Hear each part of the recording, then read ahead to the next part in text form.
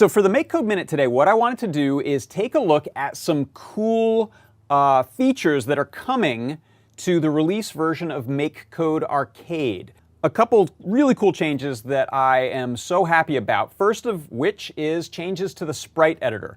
So this is the Sprite editor, and you can see here we've got this balloon, and in the past there wasn't much of a way to get in up close and edit pixel by pixel other than maybe sort of zooming your browser. But check it out, now I can use my scroll wheel to go in or out of an image, and I can get as close as I want, and it is still razor sharp, which is fantastic. So now I can go in here and let's say add some more pixels for this flame image, and when I zoom out I can see what it'll look like in the game. So sometimes it's nice to zoom way out at sort of more of a 1-to-1 ratio, and then get in real close to edit.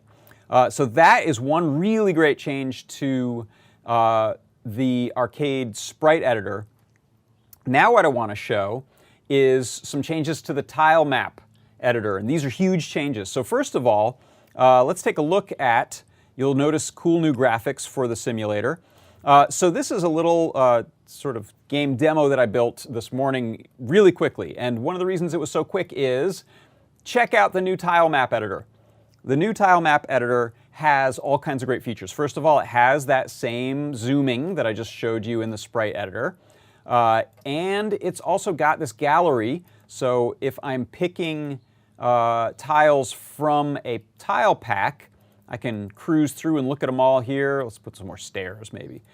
So I can set down tile maps for the graphics, but you'll also notice I have an overlay here as I turn show walls on and off of the walls that you have set up for the character to interact with, bounce off of, or not be able to go through.